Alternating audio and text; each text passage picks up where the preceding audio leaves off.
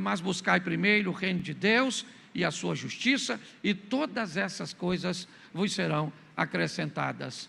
Mas não vos inquieteis, pois, pelo dia de amanhã, porque o dia de amanhã cuidará de si mesmo, basta a cada dia o seu mal. Primeira coisa, eu li um capítulo que não gastei nem 3 minutos, o que significa, se você dedicar pelo menos um pouquinho, você consegue ler a palavra do Senhor, tá certo? E eu quero pegar esse texto e fazer algumas reflexões, porque a variedade de assuntos cujos quais Jesus aborda nesse capítulo é uma aula extraordinária.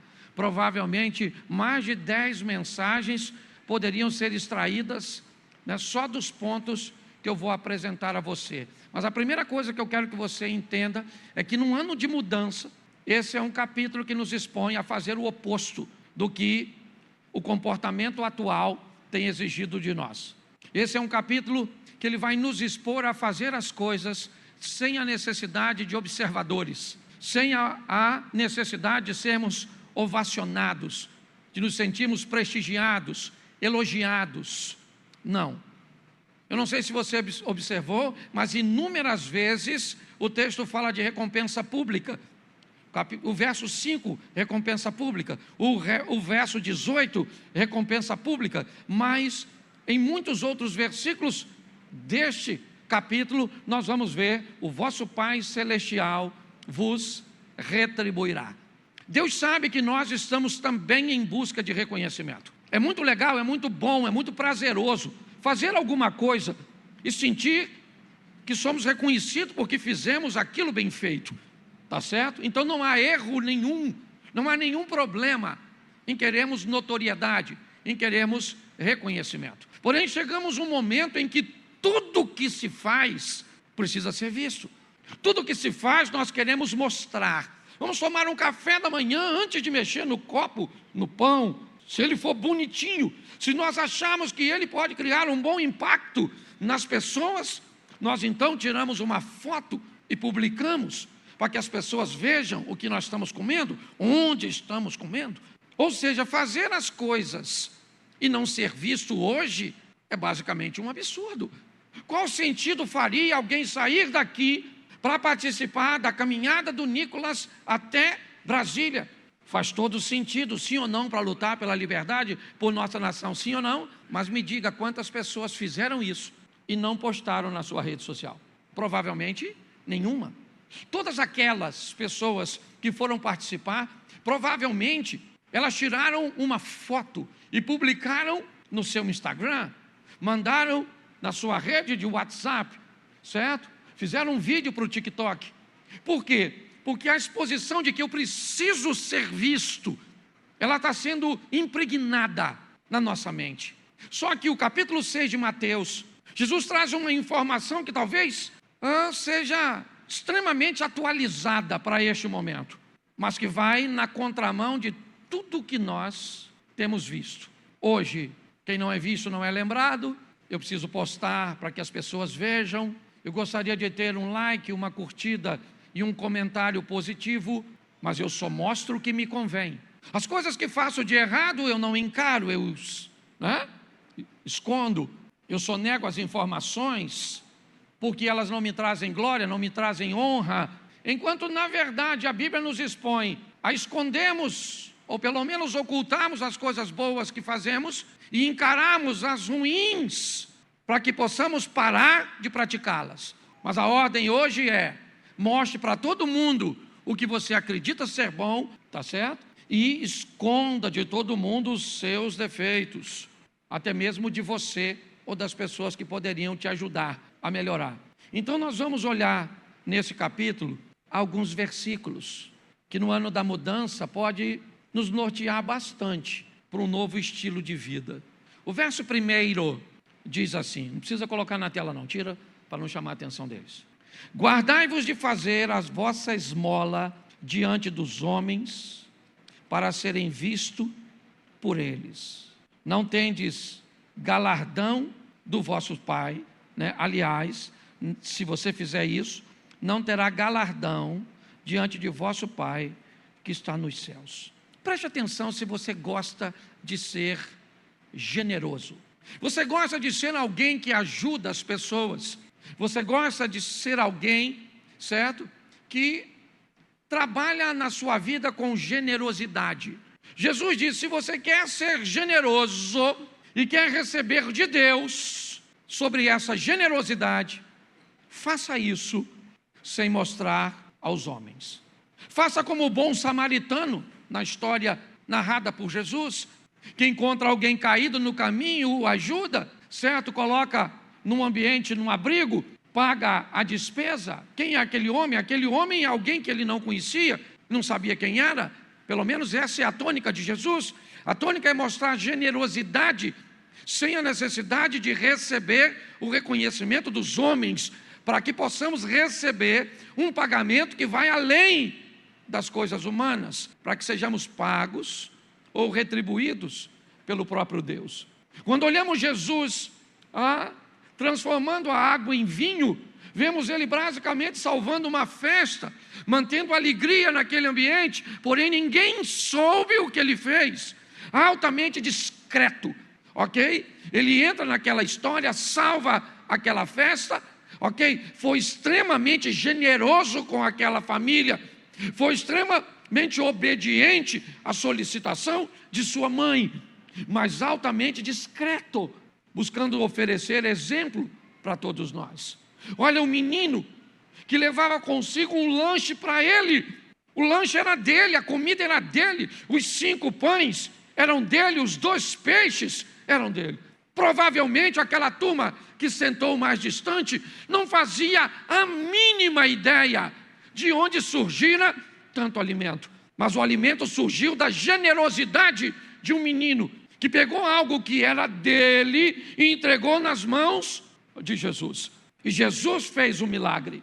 Se você planeja ou deseja ou quer levar uma vida de generosidade, e não há cristão de verdade que não seja generoso, uma das maiores virtudes de um cristão é ser generoso, é de alguma forma conseguir melhorar a vida de outra pessoa. Olhar para alguém que está sofrendo e que às vezes não precisa nem do seu dinheiro. Tem uma igreja de um amigo que todo final de ano eles fazem um trabalho, eu não lembro direito o nome, mas é um trabalho que tem o propósito de abençoar o próximo ano. Eu não lembro o nome que eles dão. E aí eles pedem que os membros da igreja orem, recebendo no coração um discernimento de na vida de quem eles deveriam ofertar. E aí então, um rapazinho bem humilde orou e recebeu no coração a direção de ofertar R$50 na vida de um homem. O que ele não sabia é que aquele homem era o homem mais rico da igreja. E o que ele não fazia ideia, que ele era o homem mais miserável da igreja. Você deve, talvez, estar pensando que esse homem rico deu alguma oferta para o garoto que deu os R$50, mas não deu não. Ele foi correndo no pastor, chorando, dizendo que Deus estava dando uma grande lição nele, mandando um garoto com tão pouco recurso dar uma oferta para alguém tão rico. E este ato abriu a generosidade no coração daquele homem. Então, ser generoso não é uma opção, não. Apesar de não estar nos 10 mandamentos diretamente, poderíamos até introduzi-lo no amar o próximo como a si mesmo, tá certo? E outra coisa, quando a Bíblia diz que nós devemos aceitar as palavras do Senhor é uma coisa, mas quando a Bíblia nos manda esconder os mandamentos é outra. Porque palavra você pode até recusar, mas mandamento não se recusa, se obedece. Então é muito importante, primeiro, que sejamos generosos, mas segundo, que tenhamos um entendimento que o que fazemos, fazemos para Deus. Se você fizer para as pessoas, é só uma questão de tempo até você parar de fazer. Vai servir na igreja, serve para quem? Você serve às pessoas? Simplesmente? Então tá bom, basta alguém ser sem educação com você, basta alguém não ser cortês com você, que você não tem mais intuito de servir. Quando nós fazemos para que a recompensa venha do Senhor. Então você quer ser generoso? Deve Agora, faça isso de forma discreta. Faça isso de forma que o Senhor venha te retribuir. É isso que ele começa falando. Quando você der esmola, quando você ajudar alguém, faça quietinho, certo? Porque Deus vai te recompensar. Posso ouvir um amém? Verso 5. Coloca um pouquinho, isso. Quando orares, pode tirar, preste atenção. Quando orares, você quer ser alguém espiritual? Você quer ser alguém que seja reconhecido? Ser alguém espiritual? Cuidado, porque um dos requisitos para isso é oração. Mas Jesus disse que quando você orar, cuidado como você ora. Cuidado para não procurar aparecer com suas orações, ser visto pelos homens. Olhe bem, Jesus está dizendo que se eu quero ser considerado alguém espiritual, um homem, uma pessoa de oração, eu não preciso mostrar isso. Isso não significa que os outros não vão reconhecer isso em você. Um homem espiritual está passando e uma mulher chama seu marido e disse: vejo que este que passa sempre por nós é um santo homem de Deus. Aquele casal viu Deus na vida do profeta Eliseu. Eles viram Deus. Se você quer ser alguém espiritual, cuidado. Se na verdade você não quer ser alguém espiritual, não para Deus, mas para você, quando você faz isso, inevitavelmente, segundo a Bíblia, você já recebeu o seu galardão. Se a sua intenção é chegar aqui na igreja e fazer alguma coisa para Deus, ou fazer alguma coisa, e a pessoa reconhecer, tá bom. E se ela reconhecer, você já teve o pagamento que você queria, o reconhecimento dela. Mas se quando você faz, você não está preocupado com se a pessoa vai reconhecer ou não, você quer fazer para Deus, e ser mais forte, e ser mais consistente. Por isso não se preocupe em mostrar para as pessoas o quanto você sabe, o quanto você lê, certo? O quanto você ora. Não precisa. Não, porque essa madrugada eu orei de 3 às 7 da manhã. Sério? Caraca, Edalmo. Pô, tu orou de 4 horas, maluco. Poxa. Às vezes a imaturidade faz a gente fazer isso. Uma vez, eu vou falar de mim porque eu não gosto de falar dos outros. Eu quis mostrar que eu estava orando. E era de madrugada, o que eu fiz? Botei o telefone no temporizador, joelhei e tirei a foto de eu orando. A gente é quase doido, não é não? E postei. Um miserável de um filho de Deus, porque não pode ser do Satanás pela pergunta que fez. A essa hora, posso perguntar quem tirou a foto?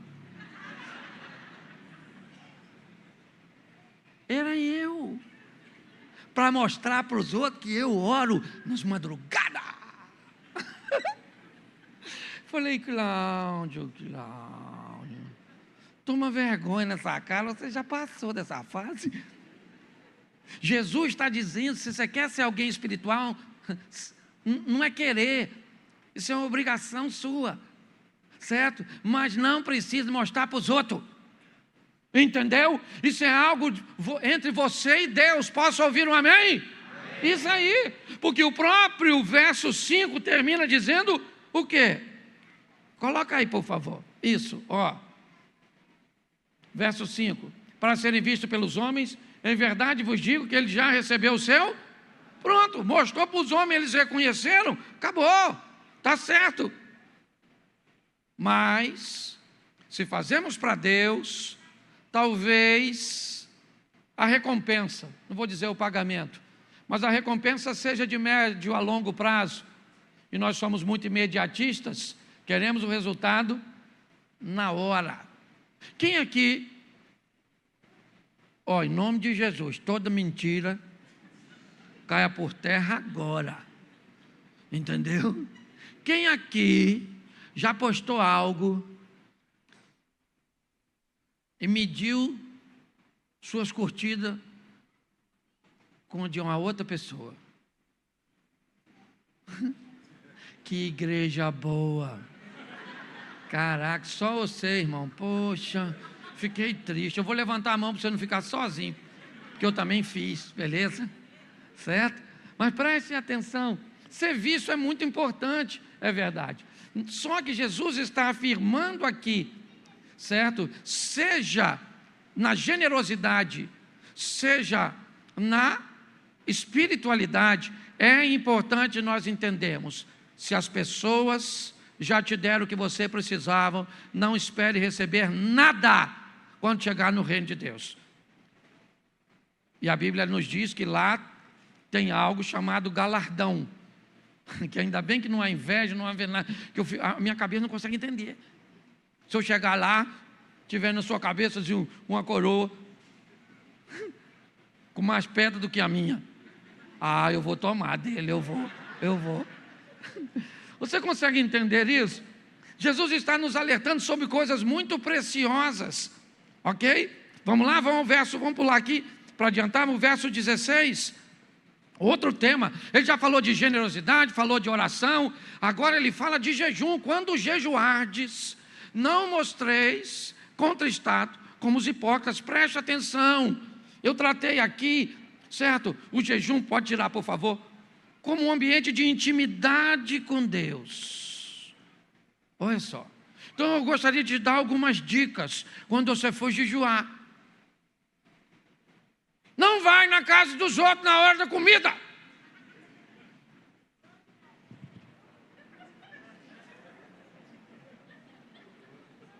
Quer comer? Come aí. Opa, come um pouquinho. Está passando mal? Então come. O que é? Dieta. A pessoa começa a querer investigar. Estou num propósito. É maneiro, mas perde o efeito. Segundo Jesus, aí o pessoal só... Você está entendendo? Você tem que ter cuidado com isso. Certo? Olha, você tem que fazer, preste atenção. Tem que ser feito. Mas quando você estiver fazendo, certo? Evite esses ambientes, para que os outros vejam. Certo? Ninguém precisa saber o quanto você jejua, o quanto você ora, o quanto você é íntimo de Deus. Não! Não, as pessoas não precisam saber disso por você. Elas vão saber disso por outras pessoas, através da sua vida, do seu testemunho. Posso ouvir um amém? Tudo num versículo só. Deixa eu te perguntar, preste atenção. Tu já ouviu falar num cara chamado Ananias, na Bíblia? Quem é ele, o famoso Ananias? Fala para mim, qual é o episódio que você lembra dele? Ele vendeu o terreno. Não, esse aí é outro. É o outro Ananias, o do vendeu o terreno, o munheco de Samambaia. É o outro. Você conhece um outro Ananias? Ele estava lá na casa dele, presta atenção se isso não é intimidade. O cara está na casa dele, o anjo do Senhor falou: Ananias, estou precisando de tu para fazer uma oraçãozinha para um cara ali. Quem? Saulo. Ananias falou: você sabe quem é que você está mandando eu ir? Você é chefe de grupo de extermínio. Esse tal de Saulo, você vê. Comando Vermelho lá de Israel. O senhor... Não vai rolar não, porque... Não, os caras matador de... Você não conhece ele não, né? Não é nem bom só conhecer, porque é uma pessoa... O Ananias, que você não fazia nem ideia que ele existia, foi o cara que Deus mandou orar para que Paulo recuperasse Isso é intimidade, sim ou não? E ninguém sabia quem ele era. Quando alguém ouvia o testemunho de Paulo, provavelmente o Paulo falava, certo? Estava cego lá e Deus falou com um servo dele, como é que é o nome? Ananias. Um homem de Deus que ouvia a voz do Senhor, sim ou não? Íntimo de Deus, é verdade. Então eu vou te dar algumas coisas que pode ajudar muito a vida de outra pessoa, talvez não tanto a sua, segundo os ensinamentos de Jesus, de se manter em oculto em determinados ambientes. Quando for falar com alguém, evite a expressão Deus falou comigo. Evite. Talvez seria melhor você dizer Deus colocou no meu coração. Porque se eu te perguntar como é que Deus falou contigo, vai dar ruim para você. Então me diz como é que Deus falou com você. Ele falou com você? Presta atenção, fala. Ok? Que tipo de comunicação ele usou? Verbal? Então tá bom. Não foi verbal, então tá certo. Então me diga como é que ele falou com você. Pode ter falado por sinais? Então tá bom. Nós temos. Mas quando você diz Deus colocou no meu coração, quando você troca a expressão Deus me mandou pela expressão eu senti de Deus de fazer isso, eu vivi uma experiência assim, né? Vou contar nesse contexto. Aqui, eu estava numa lanchonete com um amigo, na minha viagem agora, e de repente eu falei para ele, cara, eu vou ao banheiro, pede 2 cafés para nós. Aí ele disse, tá bom. Enquanto eu fui no banheiro, eu tive uma percepção, é como se algo mexesse no meu coração e dissesse assim, pega $200 e coloca no bolso dele quando voltar. Mas pensa numa coisa que foi forte, o sentimento. Eu não ouvi uma voz, não. Sabe, mas foi aquele impulso, não tinha motivo para fazer aquilo. Quando eu voltei do banheiro, peguei os $200, ele já estava na fila do Starbucks, e aí ele estava no telefone, eu peguei os $200 e coloquei no bolso dele, da frente. E ele pensou que eu estava dando o dinheiro a ele para pagar o café. Ele não fazia a menor ideia. Terminou a ligação, ele escreveu alguma coisa e meteu a mão no bolso. Quando ele olhou, $200. Aí ele me olhou, meio que apavorado. Aí eu falei, o que foi, cara? Ele falou, o que é isso? Eu falei, eu fui no banheiro e senti no meu coração que eu tinha que colocar $200 no seu bolso. Aí ele pegou o telefone, abriu e me mostrou a conversa dele com a mulher. Meu amor, eu recebi uma multa e transfere $200 para pagar. Por quê? Eu não sei. Os $200 não mudou em nada a vida dele, não mudou em nada a minha, mas Deus quis mostrar naquele momento o cuidado que tinha para com ele nas pequenas coisas, porque o Deus que está conosco e que nós servimos, cuida dos detalhes da nossa vida. Eu não sei o que você está atravessando, eu sei que há um Deus no céu, certo? Que move-se para socorrer você. Posso ouvir um amém? É assim que funciona. Mas, certo? Nós temos que entender a importância. Até esse presente momento, Jesus fala de 3 coisas. A importância de sermos discretos na generosidade. A importância de sermos discretos em nossas orações. E a importância de sermos discretos na nossa intimidade, no nosso jejum. Posso ouvir um amém? Agora ele muda. E vamos para o verso 19. Não ajunteis tesouro na terra, onde a traça e a ferrugem tudo consome, e onde os ladrões minam e roubam. Verso 20. mas ajuntai tesouro nu. Presta atenção, porque Jesus agora vai falar sobre a prioridade e a importância. Olha só, duas coisas extraordinárias. A Bíblia diz que o dinheiro responde por tudo, ok? O dinheiro responde por tudo. Então nós precisamos dele. Não vem com essa conversa não. Dívida não se paga com fé, entendeu? Dívida se paga com dinheiro, ok? E eu sou um pouco mais conservador.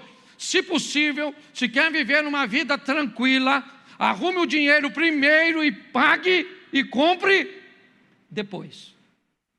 Nem sempre é possível, mas se possível for, saiba de uma coisa: quando você dorme sem dívida, o sono é mais tranquilo. É assim que funciona. E aqui nós vemos Jesus, depois de falar, de sermos discretos, certo? Na nossa generosidade, discreto em nossas relações, discreto em nosso jejum, ele fala da importância das coisas e o nível de prioridade. Se quer juntar tesouro, ajunte tesouro no céu. Aí complicou, vou entrar na mensagem, certo? Do Emerson. Como é que eu ajunto tesouro no céu? Como é que eu vou mandar tesouro para lá? Pare e pense. Ele diz: tesouros da terra, isso a gente sabe o que é: dinheiro, carro, bens. Mas tesouro do céu, obviamente, que a Bíblia está falando de galardão, daquilo que nós vamos receber quando, chegarmos na glória. Mas aqui ele estabelece algo precioso, certo? Ele diz: não ajunteis tesouro aqui, onde traça, ferrugem e ladrão pode corroer, mas ajunte tesouro no céu, onde traça, ferrugem e ladrão não roubam. O que a Bíblia está nos ensinando, pelo menos Jesus, está nos ensinando a lidar com as coisas que são importantíssimas na nossa vida. Porém, o reino do céu é prioridade, desde o primeiro versículo da Bíblia, certo? No princípio cria Deus céus e terra. Quer outro? Buscai primeiro o reino de Deus e a sua justiça, e todas essas coisas vos serão acrescentadas. Quer outro? O que eu acabei de dar a vocês: não ajunte tesouro aqui na terra. Então a Bíblia sempre nos expõe a entendermos que a prioridade é o céu e a terra é importantíssimo. Não negligencie coisas materiais. Não brinque com dívidas. Não brinque com dinheiro. Não brinque. Dinheiro não leva desaforo. Aprenda a lidar com isso. Jesus está sendo muito incisivo ao falar com seus discípulos, com seus ouvintes. Aprendam, ok? Entendam a importância do céu.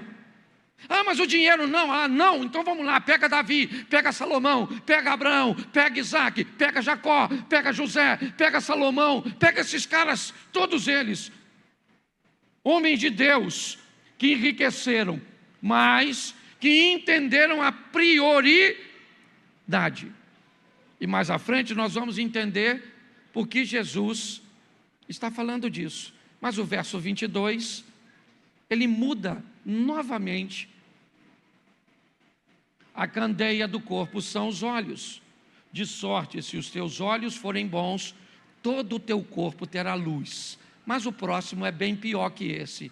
Se, porém, os teus olhos forem maus, o teu corpo será tenebroso. Bom, até aí está tudo certo. Se meus olhos forem bons, no 22, meu corpo vai para a luz. O 23 diz: se os meus olhos forem maus, meu corpo, certo, será tenebroso. Mas tem um problema pior ainda. Se, portanto, a luz que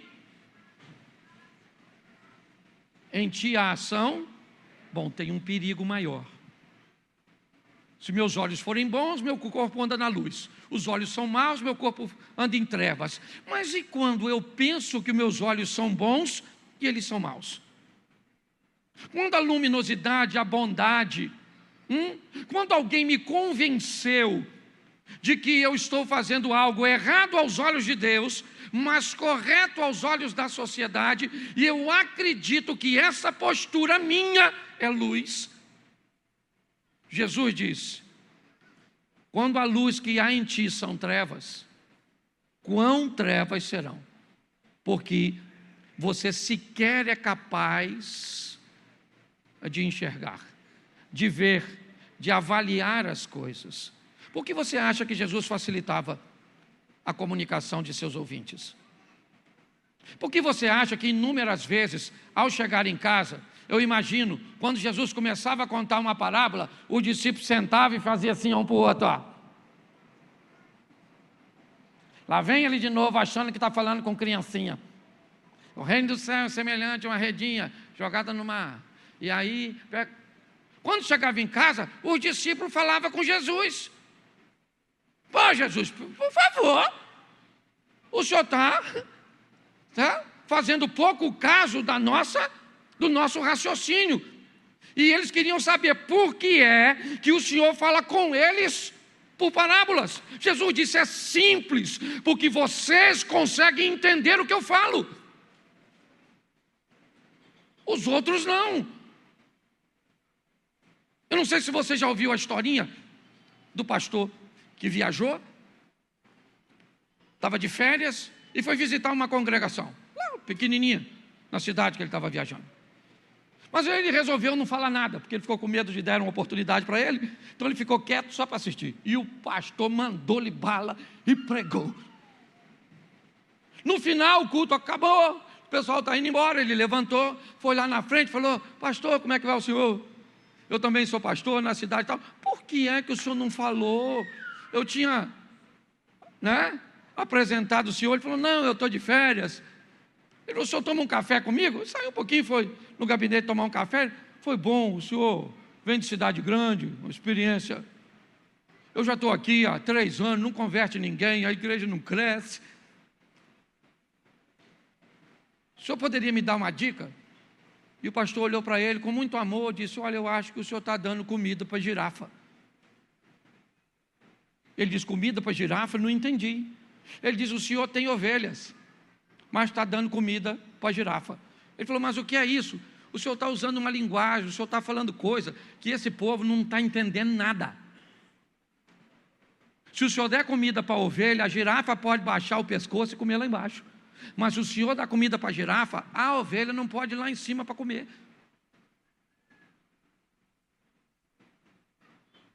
Então, a proposta de Jesus sempre foi facilitar para que as pessoas conseguissem abrir os seus olhos, para enxergar de forma correta. Mudança de ótica. Se os seus olhos forem bons, se você aprender a distinguir as coisas. O que é distinguir? Você quer distinguir? Você é generoso? Aprenda a distinguir necessitado de aproveitador. Na igreja está assim de gente, doido para pregar um otário. Eu sou pastor, eu posso usar essa linguagem. Sabe? Alguém que não saiba distinguir entre o necessitado e o aproveitador, encosta em você, parece um parasita, uma sanguessuga. Parece alguém que não tem dinheiro para pagar a conta do Wi-Fi e usa a sua senha. Quando chega a sua vez, o troço está pesado. Não baixa nada, claro. Assim, Aí, um dia você acorda. Estão abusando de mim. Nunca mais ajudo ninguém. Para o inferno, não é verdade. É obrigação sua. Está assinando, pegar uma irmãzinha carente na igreja, para o cerol. Verdade ou mentira? E a obrigação da senhora olhar com os olhos espiritual? Legal ele, hein? Intenção ruim. Não que eu não goste da intenção, Mas eu não gosto do resultado que a intenção vai me trazer. Está assim. Ah, sim. Então aprenda a olhar em todos os ambientes, gente. Olhos bons traz para você, não é? Tem gente que acha que olhos bons é apenas uma visão otimista. Não, é identificar o que é um bom negócio, o que é um mau negócio. Pronto. Um cara me chamou para um negócio extraordinário. Beleza. Falei, cara, é isso mesmo que você está me propondo? É. Falei, dá para ser nessas condições? Ele falou, dá. 15 dias depois, ele começou a me fazer pedidos cujos quais não estava no combinado. Eu mandei uma mensagem para ele, falei, irmão, antes de dar seguimento a isso, vamos fazer o seguinte, o que você está me pedindo eu não vou fazer, porque se eu soubesse que era isso, eu não tinha entrado no negócio. Então, como eu ainda não comecei a construir, não coloquei dinheiro ainda, tá certo? Eu quero deixar bem claro, isso eu não vou fazer. Será que eu estou confundindo? Ele falou, não, está do jeito, eu é que me coloquei ou me expressei de forma equivocada. Então é obrigação sua, entendeu? Ter uma visão a respeito das pessoas, de Satanás, de Deus, de seu cônjuge, de seus filhos, de seu pastor, de seus membros, é obrigação sua. Se os seus olhos forem bons, você conduz a sua vida para um ambiente de luz. Qual é a vantagem da luz, pelo amor de Deus? Ela evita com que você tropece, ela evita que você caia. Se apagar a luz aqui agora, nós vamos esbarrar nas cadeiras, eu posso tropeçar na caixa de som, mas quando uma luz acende, os problemas continuam diante de mim, mas eles agora, certo, não me causam problemas. Por isso, Jesus está dizendo, agora, se algumas pessoas sequer são capazes de observar e de reconhecer que a luz, que ela acredita ser luz, na verdade, são trevas. Se você quer se convencer de que seu relacionamento íntimo com seu namorado, com seu noivo, é um relacionamento que Deus aprova, aí fica difícil. Eu era membro de uma igreja, quando um camarada me pediu oração para entrar numa campanha no monte com ele. Eu levei ele no monte, ali em frente à Igreja Batista, assim, ali, e fiz com ele uns 3 dias. Depois do 3º dia, eu falei, eu vou perguntar a ele qual o propósito da oração, que eu só estava lá de joelho dobrado, falando, Senhor, abençoa o teu filho, dá vitória para ele, entra com providência. Ele estava fazendo a campanha para a mulher do vizinho. Eu orei 3 dias, brother, para Deus dar a mulher do vizinho para ele.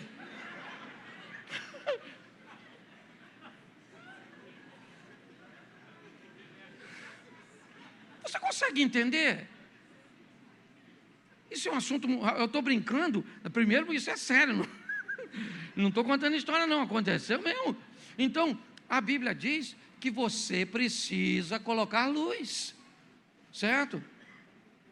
Se as trevas estiverem, e se os seus valores estiverem misturados, você está na luz e acha que está em trevas, está com visão noturna.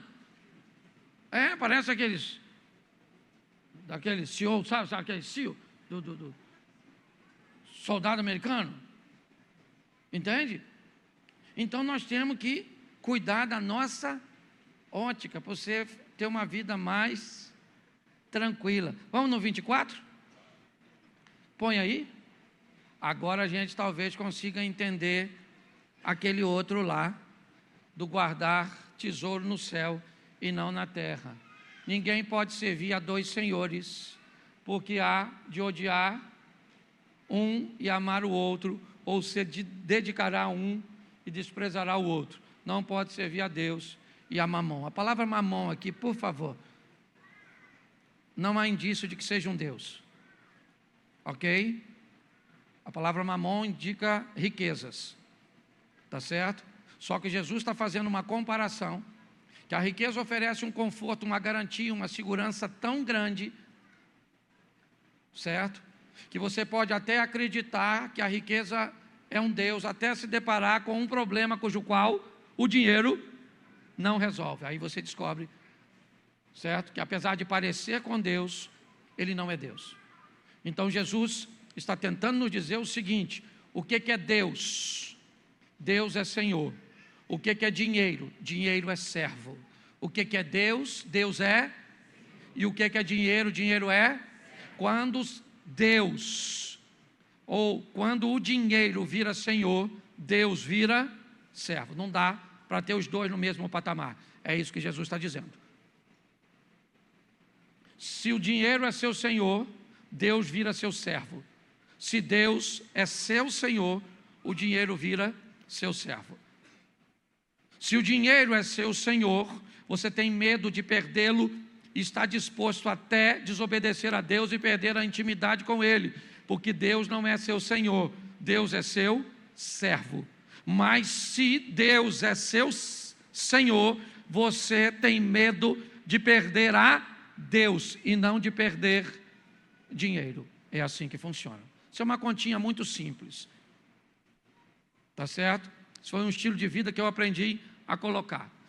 Se tudo que eu tenho é de Deus, tudo que é de Deus é meu. É simples. Pega tudo que você tem e entrega a Ele, certo? Eu não estou falando de grana só não, estou falando de vida, estilo de vida, certo? Aqui nós falamos de uma forma bem sóbria sobre dinheiro. Então, Jesus está dizendo, não dá para servir a dois. Um é servo, o outro é senhor. Não dá para os dois serem servos e não dá para os dois serem senhor. Tá certo? Um é senhor e o outro é servo. Agora, quem é servo ou senhor na sua vida, isso quem sabe é você. Mas ele nos advertiu ainda no capítulo 6. Ó, tudo isso é só no capítulo 6. Quer mudar? Agora ele muda de dinheiro. Ele já falou aqui, ó, vamos lá, rapidinho. Ele já falou de generosidade, falou de espiritualidade, falou de intimidade com Ele, falou de importante e prioridade, falou de mudança de ótica, certo? Agora nós vemos aí Deus e o dinheiro, quem é servo e quem é senhor, e agora ele muda de novo de assunto, certo? E ele vai para o verso 25. Coloca aí. Verso 25. Por isso vos digo, não andeis cuidadosos. Preste atenção. Agora Jesus vai falar sobre a preocupação com o futuro. A ansiedade. Né? Como alguns, já virou até clichê, dizendo que o que é estresse? Estresse é excesso de passado. Não, perdão. A depressão, excesso de passado. Estresse, excesso de presente. Ansiedade, excesso de futuro. Então Jesus agora está falando, tenha controle da ansiedade. É isso que ele está dizendo. Por isso vos digo, não andeis cuidadosos quanto às preocupações. Comer, beber, vestir, todas essas preocupações com o futuro. Hoje muitas pessoas estão sofrendo de ansiedade, certo? Porque estão preocupadas demais com o futuro. E qual é o motivo dessa preocupação? Talvez olhos ruins, certo? Fizeram negócios ou entraram em situações desagradáveis. Talvez vivem ansiosas, cheia de dinheiro, mas o dinheiro é Senhor. Se o dinheiro é Senhor, Deus é servo. Ok? Então nós invertemos valores. E todas as outras aplicações dos pontos anteriores que eu não vou fazer agora. Mas o verso 34, o último verso desse versículo, diz o seguinte: não vos inquieteis, olhe bem, ainda falando, pelo dia de amanhã, porque o dia de amanhã cuidará de si, basta cada dia o seu mal. O dia de amanhã, olha bem, trará consigo o seu mal. Bom, que fique claro, você só tem amanhã se conseguir sobreviver ao hoje. se você não conseguir sobreviver o hoje, não há amanhã para você. Isso não significa que você vai morrer hoje, não. Não. Você pode acordar amanhã sem ter um amanhã para viver. Sem motivação, sem propósito, sem nada. Eu levei 3 minutos para ler o texto. Já estou quase 1 hora falando com vocês sobre alguns versículos isolados.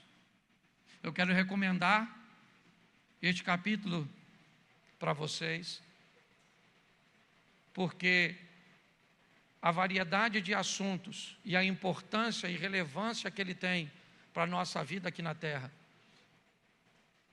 Porque preste atenção, qualquer coisa que você tente falar hoje, no maior veículo de comunicação, internet, enfrenta a adversidade dos haters. Qualquer coisa que você possa, eles levam para a política, levam para a acusação, ou seja, o evangelho falado está perdendo força. Essa é a verdade. Hoje as pessoas não estão querendo mais ouvir você falar de Jesus. Elas estão querendo ver Jesus em você. Entendeu? É isso. Então a nossa vida precisa mudar. Nós entendemos que chegamos até aqui com um dos modelos de evangelismo mais eficientes do mundo, o assembleiano. Essa é a verdade. Foi com isso que chegamos aqui e ainda é uma das igrejas que mais crescem, a Assembleia de Deus, ou das denominações que mais crescem. Mas nós sabemos que elas se atrasaram um pouco em alguns ambientes de comunicação, em algumas exposições, é verdade. E isso pode até ter aproximado muito as pessoas de um estilo de vida de maior santidade, mas afastou as pessoas do crescimento pessoal, do amadurecimento, da responsabilidade de lidar com seus atos. O que nós queremos é ver pessoas capazes de pregar com sua vida, em todas as áreas. Alguém olhar para você e ver você vestido decentemente. Alguém olhar para você e ver você com uma vida que talvez não seja tão regalada quanto a daquele rico, da parábola do rico e Lázaro, mas uma vida decente, íntegra. Alguém olhar para você e ver em você uma pessoa de oração, uma pessoa misericordiosa. É isso que nós queremos. Uma qualidade de vida, certo? E juntos seremos capazes de cuidar, é verdade, de algumas pessoas que por algum motivo não conseguem alcançar isso. Tem pessoas desfavorecidas, é verdade. Jesus disse: os pobres sempre tereis convosco. O que indica que alguém vai precisar ajudar alguém economicamente. A palavra pobreza ali fala realmente de ausência de recurso. Mas para isso, eu vou precisar ter condições de ajudar alguém materialmente, de ajudar alguém emocionalmente, de ajudar alguém espiritualmente. Esse é o nosso papel. No ano da mudança, queremos substituir a bicicleta por um carro. Queremos. No ano da mudança, queremos substituir a casa pequena por uma casa mais ampla. No ano da mudança, queremos motivar você a investir em você mesmo, a estudar, a expandir. Mas no ano da mudança, queremos também que você olhe para as pessoas com os olhos de Jesus. No ano da mudança, nós queremos que você olhe para você com mais responsabilidade de um servo, de uma serva de Deus, que precisa fazer com que o nome do Senhor seja glorificado através da sua vida. No ano da mudança, nós queremos que alguém que trabalha com você, antes de ir embora, numa quarta-feira, por volta das 3:30 da tarde, sabendo que você faz parte de uma congregação que tem um culto na quarta noite, chega até você e diga: ora pelo meu casamento, ora pelo meu filho, me dá uma ajuda em oração, interceda lá por mim. alguém saiba que nós somos cristãos, não porque nós carregamos uma Bíblia, mas porque nós vivemos um estilo de vida. 2026 seja um ano onde nós alcancemos o coração de pessoas que estão longe do Senhor. Onde? No seu campo de ação. Onde? No seu mundo. Seu mundo não é o mesmo do meu. O meu mundo é esse. Xerém, eu moro ali no cantinho. Meus amigos, vizinhos, minha comunidade. O seu mundo é Santa Cruz da Serra. O seu mundo é a Figueira, o Jardim Primavera, o Pilar. O seu mundo, a Vila Canaã. Eu não sei. O seu mundo talvez seja envolto a uma oficina mecânica. O seu mundo seja envolto a um cabeleireiro. Eu não sei onde é o seu mundo. Quem são as pessoas que fazem parte dele? Eu sei que a Bíblia diz: ide por todo mundo e pregai o Evangelho. Então o seu mundo precisa ouvir, e não ouvir mais essa voz que eles estão cansados, de pastores mercenários. Você viu o Emerson falando aqui, a palavra da oferta? Quando Malaquias recebe aquela visão, ele está falando dos líderes, dos sacerdotes primeiro. Só no último versículo ele diz: todos vós me roubais, todos vós. Mas sabe por que o povo estava roubando? Porque os líderes roubaram primeiro. E como os líderes começaram roubando, o povo terminou roubando. Os líderes começaram com a infidelidade, os que vieram depois deles também foram infiéis. Por que você acha que hoje o Brasil vive tudo que está vivendo? Por que você acha que basta dar um engarrafamento que alguém vai caminhar pelo acostamento? Pare e pense. Se ele viajar para a América, ele pode ir de moto para a América. E quando o trânsito parar, ele vai parar atrás do carro e pronto, acabou. É assim que funciona. Ele vai andar 3 horas da manhã no trânsito da América. Não tem nenhum carro na rua, nada. O sinal fechou, ele vai parar e acabou. Na maioria das esquinas tem uma placa lá de stop.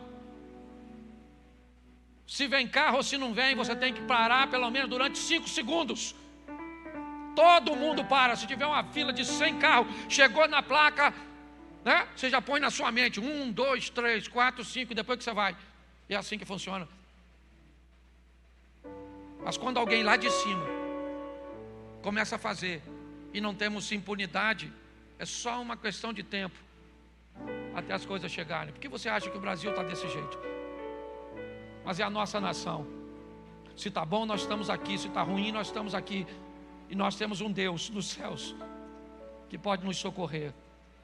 Precisamos, no ano da mudança, viver uma vida aos pés do Senhor, diante do altar do Eterno, com bom humor, que essa é uma característica da nossa igreja, sim, mas com muita seriedade, que não haja nada, não devemos nada a ninguém, certo?